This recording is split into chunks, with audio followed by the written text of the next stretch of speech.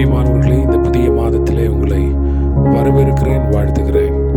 இந்த புதிய மாதத்திலும் கர்த்தர் நமக்கு கொடுக்கிற அவருடைய வல்லமையான வார்த்தைகளுக்காக, நம்மை நடத்துகிற அவருடைய அற்புதமான பாதைகளுக்காக நன்றி சொல்லுவோம்.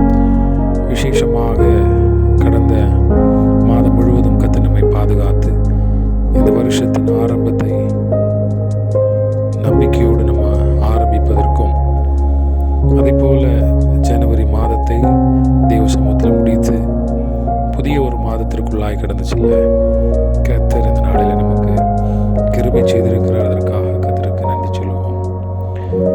ஆதியாகமம் புத்தகத்தில் 28ஆம் அதிகாரம் 15ஆம் வசனம் நமக்கு நல்ல பரிச்சயமான ஒரு வசனம். என்னுடைய இருதயத்திற்குள்ளாக கடந்து வந்த ஒருவேளை ஒரு தேவனுடைய ஊக்கப்படுத்துகிற ஒரு வார்த்தையாக என்னை தொட்டதுனால இந்த வசனத்தை உங்களோடு கூட பகிர்ந்து கொள்கிறேன்.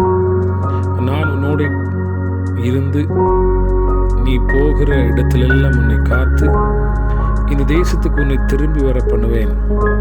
நான் உனக்கு சொன்னதை செய்யும் அளவு உன்னை கைவிடுவதில்லை என்றார். நாம் கடந்த நாட்களில் அதிகமாக இந்த பாடல்களை நாம் பாடியிருக்கிறோம். சொன்னதை செய்யும் அளவும் நீர் கைவிடுவதில்லை என்று சொல்லி, இந்த நாளிலே, இந்த 2வது மாதத்தினுடைய முதல் நாளிலே கர்த்தர் தான் கொடுத்த வாக்குத்தத்தத்தை நிறைவேற்றுவேன் என்கிற உறுதியை மறுபடியும் வேத வசனத்தின் மூலமாய் நமக்கு கொடுக்கிறார். இங்கே இந்த அதிகாரம் ஆரம்பிக்கும் போதே ஈசாக்கு தன்னுடைய குமாரனாகிய யாக்கோபை அழைத்து அவனை ஆசீர்வதித்து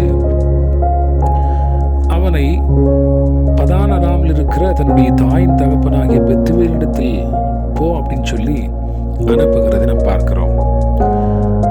ஈசாக்கு அவனை ஆசீர்வதிக்கிறான். ஆசீர்வதித்து அடுத்த வசனங்களை வாசிக்கிற பொழுது, நீ பல ஜனக்கூட்டமாகும்படி உன்னை பலுகவும் பெருகவும் பண்ணி என்று சொல்லி வாசிக்கிறோம். தன்னுடைய முற்பிதாக்கள் காலத்தில் ஆண்டவர் கொடுத்த வாக்குத்தத்தங்களை தொடர்ந்துள்ள சந்ததிகள் அதை விசுவாசித்து பெற்றுக் கொள்ளுகிறதை நாம் பார்க்கிறோம். இந்த அதிகாரத்தில் அப்படிப்பட்ட ஒரு வாக்குத்தத்தத்தின் ஆசீர்வாதத்தை ஈசாக்கு தன்னுடைய மகனாகிய யாக்கோபிடத்தில் ஆமென் ஆசீர்வாதமாக சொல்லுகிறதை நாம் பார்க்கிறோம். தொடர்ந்து அதை அவன் வாக்குத்தத்தமாகவும் விசுவாசமாக எடுத்துக்கொண்டு பிரயாணிக்கிறதை நாம் பார்க்கிறோம். அவன் தனியாக பிரயாணம் படுகிற பொழுது கர்த்தர் அவனோடு இருக்கிறார் என்பதை வேதத்திலிருந்து வாசிக்க முடியும். வசனம் தொடர்ந்து சொல்லுகிறது, கீழே வாசிக்கிற பொழுது தன்னுடைய தாய்க்கும் தகப்பனுக்கும் கீழ்ப்படிந்து புறப்பட்டு போனான் என்று சொல்லி வாசிக்கிறோம்.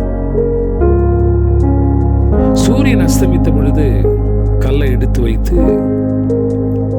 அங்கே படுத்துக் கொண்டான். நமக்கு எல்லாருக்கும் இந்த பகுதி தெரிந்த ஒன்றாக இருக்கலாம். அங்கே ஒரு சொப்பனத்தை காண்கின்றான். சொப்பனத்தை கண்டதுக்கு அப்புறம் கர்த்தர் அவனிடத்தில் சொல்லுகிறார், இந்த இடத்தை, இந்த பூமியை உனக்கும் சந்ததிக்கும் தருவேன். Price the Lord. சோ இங்க மறுபடியும் கீழே வாசிக்கிற பொழுது பூமியின் வம்சங்கள் எல்லாம் ஆசீர்வதிக்கப்பட்டிருக்கும் என்று சொல்லி பார்க்கிறார்.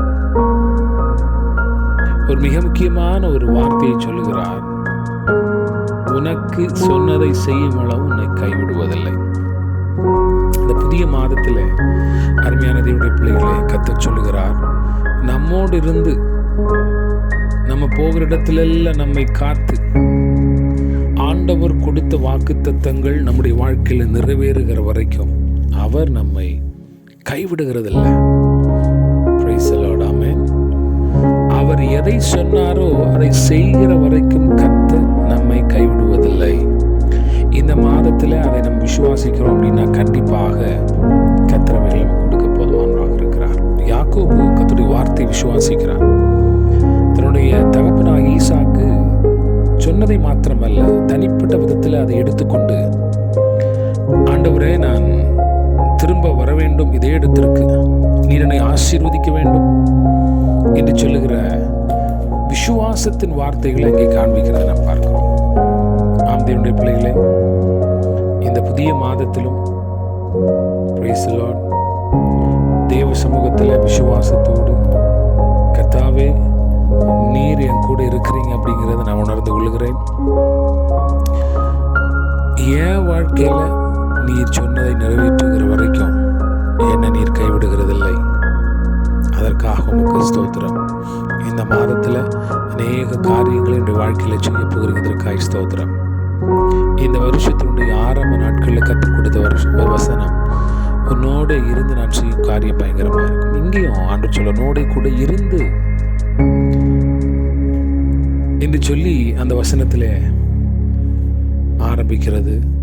நீ போகும் இடமெல்லாம் உன்னை காத்து இருந்து காத்து திரும்பி வர பண்ணுவேன், உன்னை கைவிட மாட்டேன், சொன்னதை செய்கிற வரைக்கும் உன்னை கைவிடுகிறது. ஒரே ஒரு நம்பிக்கை நம்முடைய இதயத்துக்குள்ள இருக்கட்டும். இந்த புதிய காலப்படியில் ஆண்டவரை என் குடும்பத்திற்கு எனக்கு சொன்னதை என் ஆண்டவர் செய்வீர், அது நடக்கிற வரைக்கும் என் கூட இருப்பீர், நீர் என்னை கைவிடுகிறதில்லை, நான் போகிற இடமெல்லாம் என்னை பாதுகாப்பீர். நல்லா கவனிக்கணும். நிறைய நேரத்தில் சில சூழ்நிலைகள் நம்முடைய வாழ்க்கையில் வரைக்கும் நம்ம யோசிப்போம், ஆண்டவரே என் வாழ்க்கையில் இவ்வளோ விஷயங்களை காரியங்களை சொன்னீங்களே, அதை நிறைவேறுமா? இப்படி கடுமையான கொடூரமான சூழ்நிலைகள், விளைவினங்கள், வியாதிகள், நெருக்கங்கள், பின்னடைவுகள், இத்தனை வருஷம் நான் பின்னால் நின்று கொண்டிருக்கிறேன் அப்படின்லாம் யோசிக்கலாம். அது எங்கே நடக்க போகுது, எப்படி நடக்க போகிறது என்று சொல்லி எல்லாம் யோசிக்கலாம். ஆனால் கர்த்தருடைய வசனம் இந்த நாளில் புதிய நாளில் மறுபடியும் நம்மோடு கூட பேசுகிறது. உன்னோட கூட இருந்து செய்யும் காரியங்கள் பயங்கரமாக இருப்பது மாத்திரமல்ல, அது நடக்கிற வரைக்கும் நான் உன்னோடு இருந்து உன்னை கைவிடாமல் நான் எதை சொன்னேனோ அதை நிச்சயமாய் நிறைவேற்றுவேன் என்று சொல்லி கர்த்தர் மறுபடியும் வாக்குத்தத்தத்தை, வார்த்தையை உறுதிப்படுத்துகிறார். ஏன் அப்படின்னு அவனுக்குள்ளாகவே அந்த ஒரு உணர்வு இருந்தது. எனக்கு, என் பெற்றோருக்கு, என் மூதாதையருக்கு, என் தாத்தா பாட்டிக்கு ஆண்டவர் கொடுத்த வாக்குத்தத்தத்தை நிச்சயமாக என் வாழ்க்கையில் கத்து நிறைவேற்றுவார். ஆகவே அவன் தனியாக போவதற்கும் அவன் அஞ்சவில்லை, பயப்படவில்லை. அந்த வயதில் அவன் தனியாக போன போதும் அவனுக்குள்ளாக கத்த தன்னோடு இருக்கிறான் என்ற உணர்வு இருந்தது. ஆண்டவரோடு பேசக்கூடிய ஒரு அனுபவம் இருந்தது. எவ்வளோ அற்புதமான ஒரு விஷயம், கர்த்தரோடு பேசக்கூடிய ஒரு அனுபவம் இருக்கிறது. இந்த நாளில் கர்த்தர் நமக்கு வாக்கு கொடுக்கிற பொழுது கர்த்தரோடு பேசக்கூடிய அனுபவம் நமக்குள்ள உண்டாக வேண்டும். அதான் சொல்றாரு, நான் சொன்னதை செய்யும் அளவு கைவிடவே மாட்டேன். Praise the lord. ஆமென். ஆகவே இந்த புதிய காலை பொழுதில் இந்த பிப்ரவரி மாதத்தின் 1ஆம் நாளில் ஆண்டவரே என்ன நேர்ந்தாலும், என்ன ஆமென் என் வாழ்க்கையில் நடந்தாலும், நான் நிறைய நேரத்தில் பாடுகிறேன், ஆனால் நிறைய நேரத்தில் இந்த வசனத்தை விசுவாசிக்கிறது இல்லை. உன்னோடு இருந்து நீ போகிற இடமெல்லாம் உன்னை காத்து ஆமென் நான் உனக்கு சொன்னதை செய்யும் அளவு உன்னை கைவிடுவதில்லை அப்படிங்கிறத கர்த்தர் எனக்கு கொடுத்திருக்கிறதற்காக ஸ்தோத்திரம். ஒருவேளை நேரடியாய் ஆமென் யாக்கோபுக்கு ஆண்டவர் அங்கே சொல்லவில்லை என்று சொன்னாலும் தொடர்ந்து வருகிற பொழுது பாருங்க, அதற்கு அடுத்தபடியாகத்தான் கர்த்தர் கொடுக்கிற வாக்குத்தத்தங்களை நிறைவேற்றி நேரடியாக தன்னுடைய பெற்றோரிடத்திலிருந்த வாக்குத்தத்தங்களை பெற்றுக்கொள்கிறார். Price the lord. ஆமென்.